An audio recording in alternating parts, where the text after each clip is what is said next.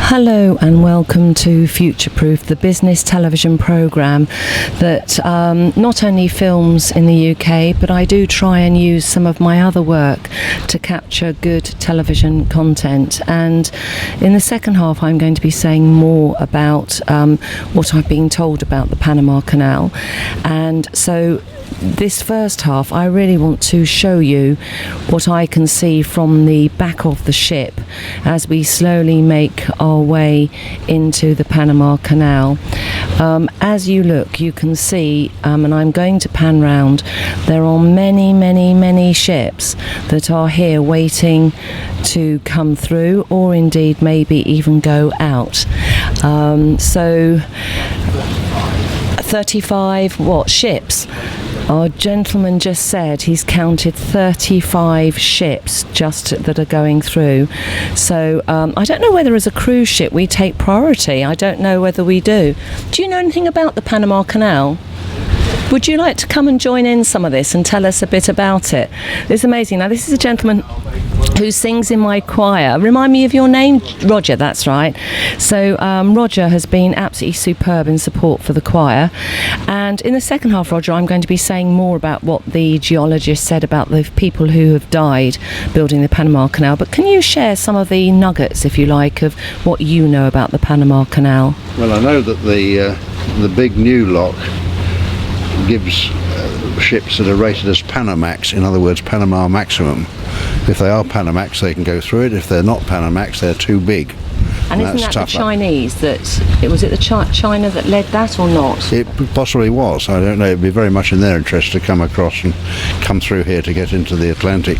Yes. I know the biggest ship went through with an inch to spare on each side, and we were told 2 years ago when we came through that the charge for doing that was 1.2 million American dollars. Good grief. And if you look across to the other side of the ship from here, you'll see the skyscrapers of Panama City. They all look very new. Oh, thank you. There are a lot of them. I'll dive across. there's probably, yes, and you'll have the sun with you too. Yes. It's obviously a very, very wealthy state. Very wealthy. Admittedly, they've had to spend a lot of money to get it this way, but yes. I should think they're rolling in luxury there. Yes, well, the Panama, like you say, because, especially if it costs so much to come through, and it's not like people have got an alternative. The alternative is to go around the Horn. Is that right? That's right. Yeah. You see, it's going to add I don't know, 8,000 or 10,000 miles to the trip. Yes. And that's expensive too. So yes. I expect they've worked out their costs, their charges, yes. to be not too close, but not too far away from what would otherwise be incurred by going all the way around the Horn. So what they're actually saving rather than money is time. That's right. Isn't it? And time is money. Right. Yeah, it is. That's so right. Just coming back to this ship that we're going past here, is that a Panamax there? Well, I don't know. I mean, I think anything lined up here will go through, because there's no point in them coming here if they can't go through. No. So you could assume that everything here that you can see would be able to go through yes. one or the other locks.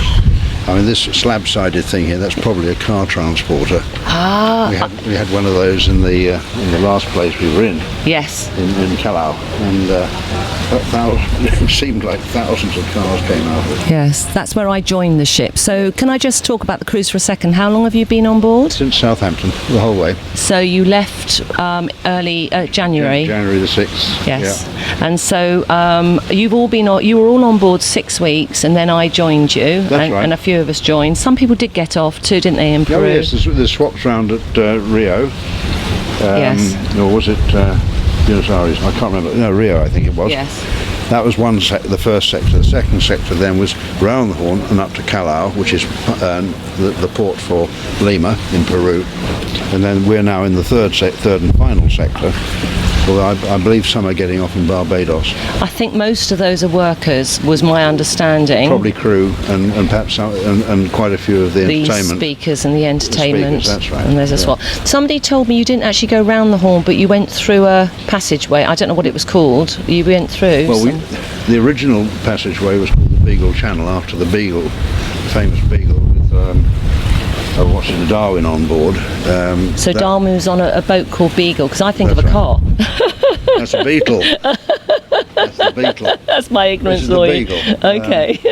But the passage we went through was much longer, and it's a fraction further north. This would be too big to go through the Beagle Channel. Right. And it came through. We went to a place called Punta Arenas from the Falklands. Yes. From Stanley. And amazingly, if you look at the atlas and you see where the Falklands are, and you look at the bottom end of South America, Punta Arenas was perhaps, I don't know, 40 or 50 miles inside the channel from the Atlantic. It was 500 miles from the Falklands to there. And the distances are huge. They are. It doesn't look at you. Look at it on the map, and you think it might take a day or two, and it takes a week. It was 800 miles for us to carry on through the fields, round the corner a bit, and start coming up northwards. That was 800 miles. Okay. Admittedly, it wasn't straight because there's a lot of islands in the way. Yes. And we detoured twice to go visit two amazingly huge glaciers that came right down to the sea. Now, I heard from somebody they were utterly amazing, those glaciers. Yeah, huge. The second one was a whopper. Wow. Whopper. Wow. And the sea was littered with little chunks of ice, because they're carving, shelving ice off at this time of the year all the time. Little bits, some bigger bits, but yes, nothing huge, thankfully. Yes, fantastic. Yeah. Hello, good morning. We're singing in choir later, aren't we? Looking forward to. I didn't know. I should remember you were a husband and wife team, but I'm still learning. That's all right. So, what's going on? So thank you. What's been the highlight of your holiday so far, then, guys? Falklands. Chilean fields. Yes, people said. Yeah. The beauty of it. Yeah. But you also enjoyed the Falklands, didn't you? Because you couldn't get into one port.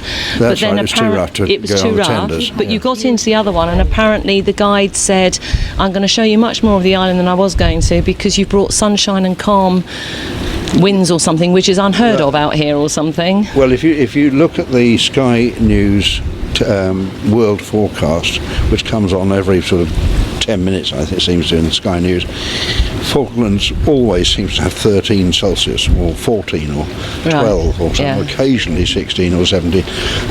And this is high summer. Yes. Whereas if you go directly west and hit the coast of Argentina, they're getting 25, 30 or whatever. The Falklands are a cold place because they're surrounded by water up from the Antarctic. And that holds the temperature right down. Yes. But we were very blessed indeed, because the Falklands are very windy and very wet, and there are people on here who have been there 3 or 4 times, and this is the first time they've ever got ashore there because of the sea conditions. Wow, so it's always a gamble. Well, that's right, and they've been through this channel again with the fields and not seen much because of a curtain of rain. Yes, 7 days out of 10 it rains there. So they say. Okay, so compete with that. No, it's fantastic. Thank you, Roger. I'm going to let it keep rolling because you can hear the announcements that we have on the cruise ship. Welcome to all our passengers. So we're being welcomed. Yes, go on. Officers on the crew to the Panama Canal. This is the man put aboard by the Panama authorities to act as our guide as we go through. Wow. So he's going to commentate on the passage. Fantastic. So what you can hear in the background is a Panama member of staff who is going to talk us through the Panama Canal. I'm going to lift my tripod in a minute and just go off round the corner to see Panama City, and indeed there'll be sunshine there. But for now, thank you very, very much. And but for now, over and out from this side. Sorry, it's a little bit wobbly. I'm on a freestanding tripod. Sorry, that's a post. I'm trying to get around quickly. And so the ship requires 2 pilots. I didn't know that either.